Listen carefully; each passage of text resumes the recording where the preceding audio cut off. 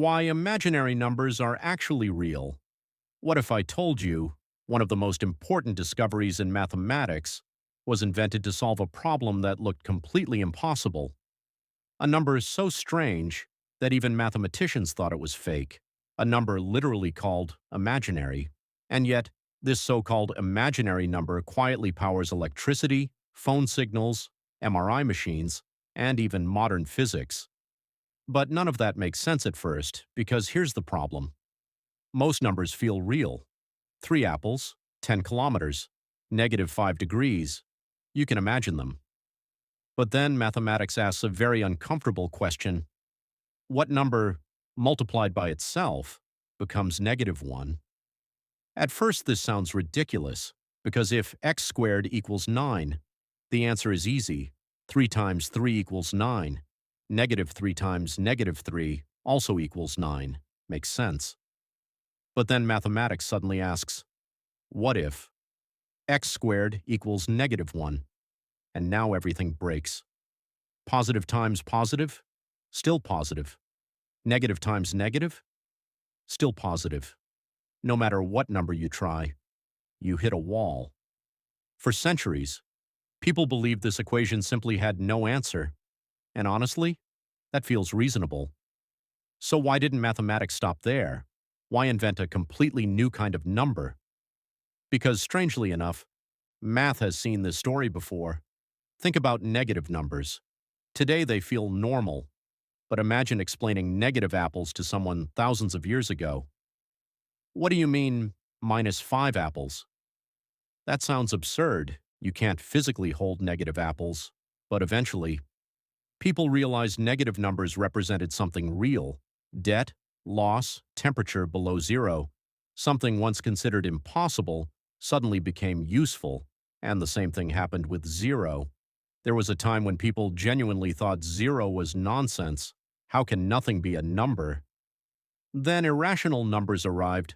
Numbers like square root of 2, a number that never ends, never repeats, and still somehow exists. Every time mathematics expanded, the new numbers looked weird at first. Negative numbers, 0, infinity, even irrational numbers. People resisted all of them until they became unavoidable, and maybe imaginary numbers were simply the next step. Maybe the problem wasn't the numbers, maybe our intuition was too small. To understand imaginary numbers, we have to stop thinking about numbers as objects and start thinking about them as movement. Look at a normal number line. Positive numbers move right. Negative numbers move left. That's it. One direction, one dimension. But there's a hidden problem. When we try solving x squared equals -1, the number line completely fails us. There's nowhere to go, no direction that solves it. So mathematicians tried something radical. What if numbers could move in an entirely new direction, not left, not right, but upward? A second dimension for numbers, and this strange new direction became the imaginary axis. Suddenly, when a mysterious new number appeared, I defined as the square root of -1. Now this sounds fake at first, but something fascinating happens. Multiplying by I doesn't behave like normal multiplication, it rotates. Imagine standing here.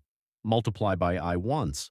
You rotate 90 degrees, multiply again, another 90 degrees, and suddenly, you end up facing -1. That's why I squared equals -1. Not because math cheated, but because we were secretly living in the wrong geometry.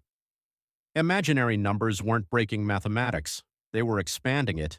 And once mathematicians accepted this new dimension, something unexpected happened.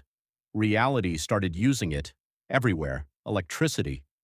This one surprised me. Electrical engineers constantly use imaginary numbers.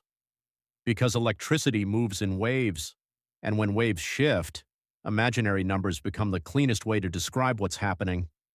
Without them, modern power systems become dramatically harder to understand. Then there are phone signals, Wi-Fi, radio communication. Your phone is quietly using mathematics built on imaginary numbers every single day. Music too.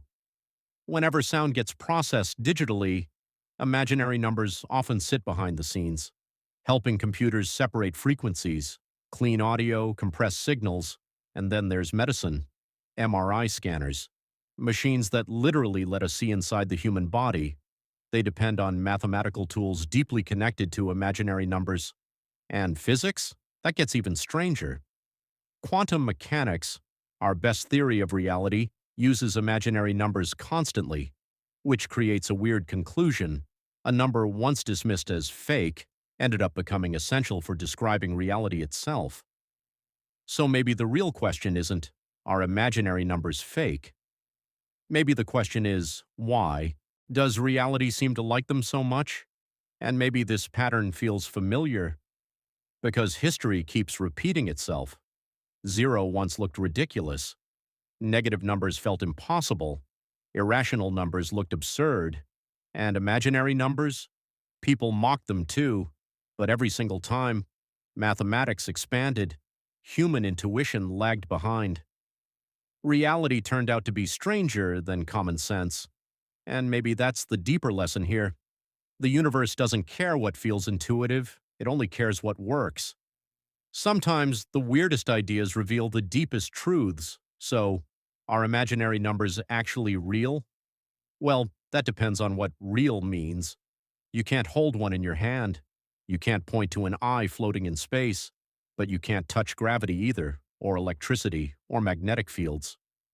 We call things real, not because we can hold them, but because they consistently describe reality, and imaginary numbers do exactly that.